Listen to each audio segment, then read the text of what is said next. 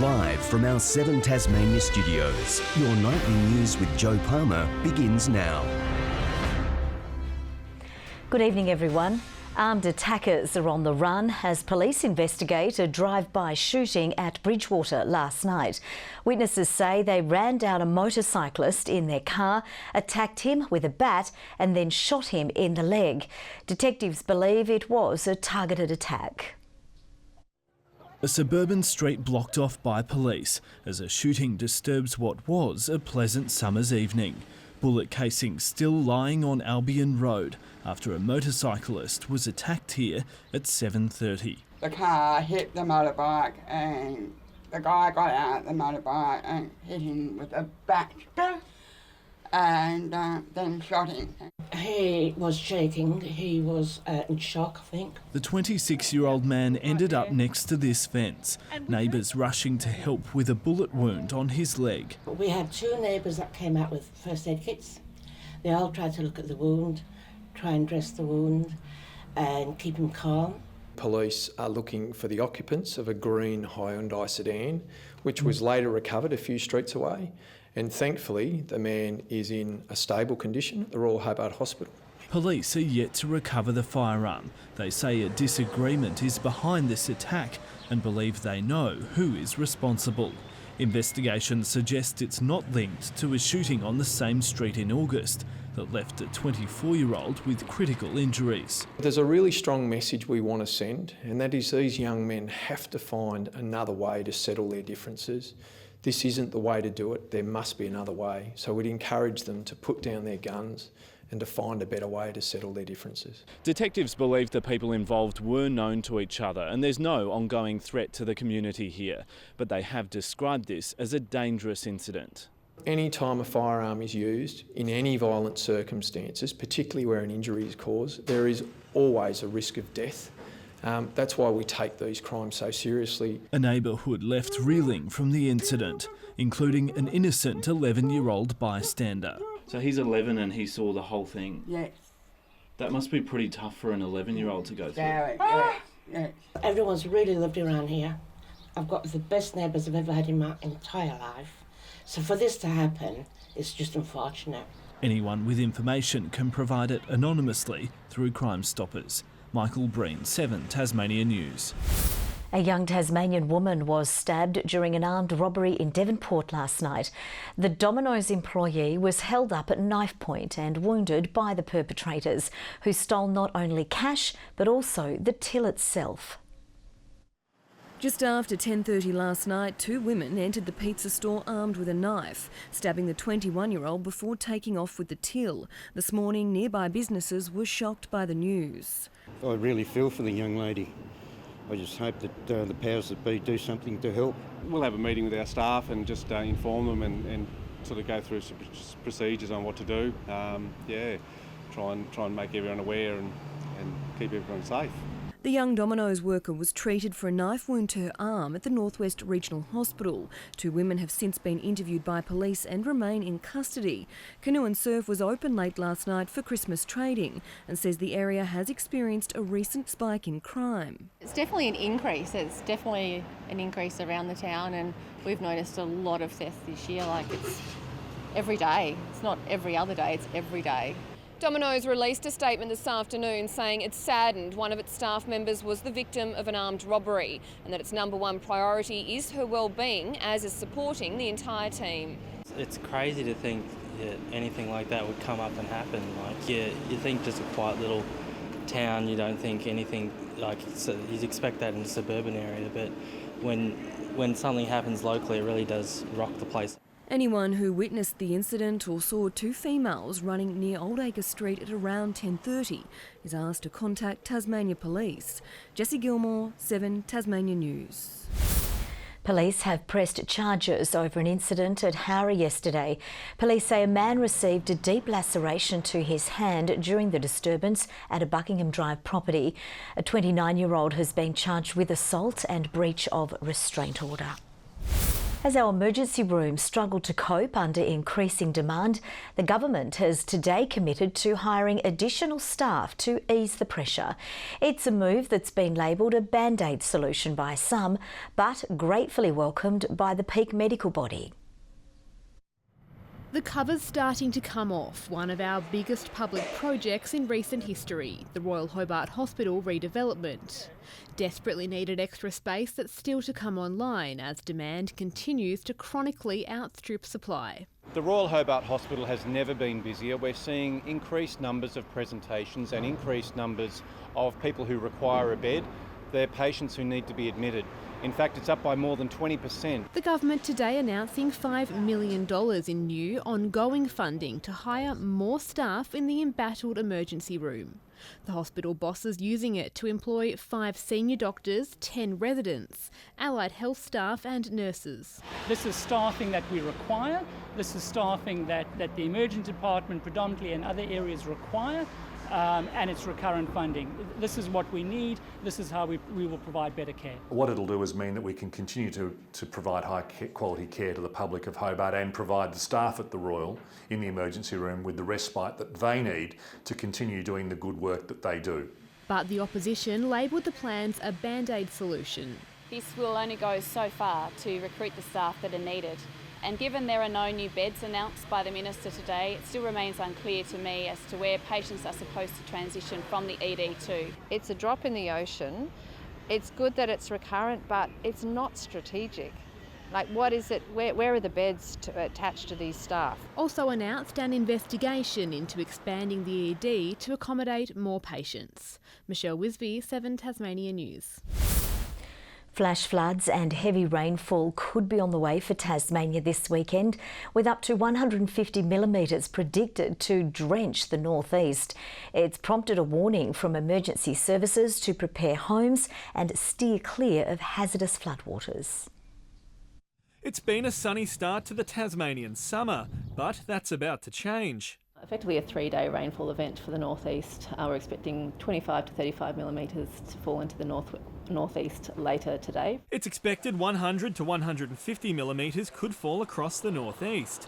A flood watch will be listed for the region as well as the north and northwest, with some rivers expected to rise. So that would be, for example, the South Esk is probably the highest risk, also the North Esk, and more broadly the Macquarie, the Meander and into the northwest, so the Mersey and the Forth. Forecasters say it will be nothing on the scale of the June 2016 rainfall that caused widespread damage, but it's enough to prompt this warning from the State Emergency Service. You cannot see and you cannot identify what is below those floodwaters. Categorically, you do not enter floodwaters. They're also urging those bracing for the downpour to prepare their homes and watch out for high winds of up to 80 kilometres an hour on the east and north coasts. As for Hobartians, they can expect just a drizzle on Saturday, with more rain on the way Sunday. Sean McComish, 7 Tasmania News. A new $40 million university campus in Burnie is today a step closer. The University of Tasmania has at last lodged a development application with the council for the new site. The state government has welcomed the move. It's exciting that the university is going to generate this much economic activity, but also the improved educational and training opportunities to our regional Tasmanians. Construction is expected to start in April. Meanwhile, the Launceston City Council is yet to receive plans for the $260 million UTAS relocation to Inveresk. A Tasmanian police officer hospitalised after a plane crash is expected to make it home just in time for Christmas. Inspector Darren Hopkins suffered serious burns when he was forced to crash land his plane near Hagley in October. Today, those who came to his aid paid the well-known officer a bedside visit. He's expected to be released from the Royal Hobart Hospital next week after a speedy recovery. A popular Tasmanian tourist destination has been named one of the world's top 40 spots to visit in 2019. Lake St Clair's Pumphouse Point, a coveted 1940s hydroelectric pump station, makes the most of its World Heritage Wilderness surroundings, a trait earning the hotel a spot on the Condé Nast UK Gold List. And the fact that we are really so far behind that we are in front, and what we have in our wilderness lodges here is absolutely what the world wants. Perth in Western Australia also made the cut thanks to its recently launched direct flight to London. A new campaign has kicked off in an attempt to save our coastline from rapidly expanding sea urchin numbers. The invasive species has already destroyed large areas of reef habitat, ravaging kelp and seaweed and leaving barren ocean floors. Tasmanian environmental groups joining forces today, calling for increased action to be taken before it's too late. What we really need to do is to have all stakeholders come together, including environmental groups, to reach a consensus on what needs to happen. The government has already promised to move hundreds of thousands of rock lobsters into the area as one strategy to bring down the urchin population. The best work from Tasmania's aspiring artists is now hanging on the walls of Launceston's Queen Victoria Museum. More than 100 artworks from grades 11 and 12 have been specially picked for this year's Art Rage. It's a historic kind of record of the best artwork of this level, for this year. My artworks explore the definition of beauty and what something means to be beautiful. The exhibition will travel around the state until April. The Hobart Night Market is making its first ever foray north just in time for Christmas. More than 40 stalls spent the afternoon preparing for tonight. Organisers are hoping heavy rains steer clear. The weather has been on and off all week, but we're pretty confident that we'll scrape through this evening. So it's beautiful and warm, so we hope everyone comes along, enjoys the night. The market runs until 9 tonight at Civic Square. Blunston Arena's iconic hill has been transformed into an inflatable playground in the hopes of attracting a bumper crowd to tomorrow's WBBL clash between the Hobart Hurricanes and Sydney Sixers. Canes bowler Meg Phillips was one of the first to test it out, with the young quick hoping to continue her impressive form with the ball against one of the most dangerous batting lineups in the WBBL. Sixers have had a pretty similar team list for the last few years now, so we know all the girls fairly well. We've played against them enough, so we're hoping to put in some good performances. 20-year-old batter Michaela Hinkley comes into the squad as a last-minute replacement for injured all-rounder Emma Thompson, having spent the last season with the Perth Scorchers. I was initially going to have this Big Bash season off, but after a bit of thought, chat to the family, I thought I couldn't put down that opportunity. So, yeah, I'm so excited to be here and on the cane train. The match is scheduled for 7 p.m. tomorrow night. Ariane Titmus has set up another showdown in a rivalry that should captivate world swimming for years. The newly crowned world 200 metres short course champion broke her own Australian record in today's 400 heats and will race China's teenage superstar Wang Zhizhai in tonight's final. Finally in sport, King Island's Stuart McSwain has cemented his place as one of the most exciting distance runners Australia has produced, claiming another Australian title overnight and writing his name into the Tasmanian record books along the way. After a career best year that saw him standing on top of podiums all over the world, the self-proclaimed King of King Island looked right at home, adding another accolade to the list. And the Ron Clark medal to be presented by Marcus and Nick Clark goes to Stuart McSwain of Tasmania. Heading into the race, hoping to claim back-to-back Australian 10,000 metre titles, McSwain had a target on his back but wasn't faced. And he'll round the bend inside 150 metres left to go for Stuart McSwain, looking to elevate his standing into the pantheon of great distance running names who have claimed this mighty title on more than one occasion. Leaving some of the country's best distance runners in his dust, McSwain stormed home to shave 15 seconds off his personal best, crossing the line in 27 minutes and 50 seconds to set a new Tasmanian record. Earlier in the night, another athlete from the Apple Isle also etched his name into the history books. Despard in the middle, inside it's Jake Pennage along Gilbert. Despard will take the win, 9.78. And he was powerful out of the blocks, Tamsin. Jacob Despard taking out the 100-yard sprint in blistering fashion, with the 2018 Stall Gift champion breaking the state record, which has stood since 1954. Both athletes now return home to compete in the Christmas Carnival Series. Good evening. Most of the wet weather has stayed north of us. However, King and Flinders Islands have caught some rainfall. Whitemark 44 millimetres to 9 a.m. and 11 millimetres since then. Hobart and Burnie had 23 degrees today, Launceston 26 and Devonport 25. Temperatures above average, Ouse 25 today, Smithton 24 and Low Head 23. Friendly Beaches and Grove reached 22, Lyawini and Flinders Island 19, King Island 18 degrees. The southeast, south and west found fairly clear skies today, with most of the cover over the North and Bass Strait. A low pressure trough produced all the cloud over Queensland, which stretched all the way to Victoria. Another low, coupled with a moist northerly flow, brought showers and thunderstorms over Victoria, New South Wales and Bass Strait. Severe tropical cyclone Owen still whipping up activity over the Gulf. Tomorrow, the low pressure zones and surface troughs continue, mainly over eastern coastal regions. Owen moves over the far north of Queensland.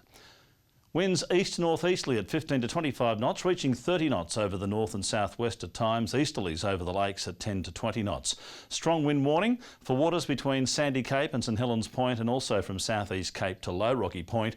We also have a moderate flood warning that's current for the South Esk River, a flood watch for other northern and northeastern rivers, a road weather alert for slippery roads and reduced visibility tomorrow in the north, central and east. So, rain. A humid day and 20 for Hobart, 22 for Medina, same sort of weather, and again for Oatlands, same sort of weather, a bit cooler, 19 the top. 25 for Launceston, a possible storm, 22 for Devonport, rainy, rain also for Lyawini and 18 degrees. Burnie tomorrow, a possible storm, some rain in the air, 21 the top, 29 for Strawn, a humid day, possible storm 2 for Marrawar and 22 degrees. St Helens, possible storm and heavy falls in the east, 20, 19 for Swansea and also Orford. The UV though pushing up to 13.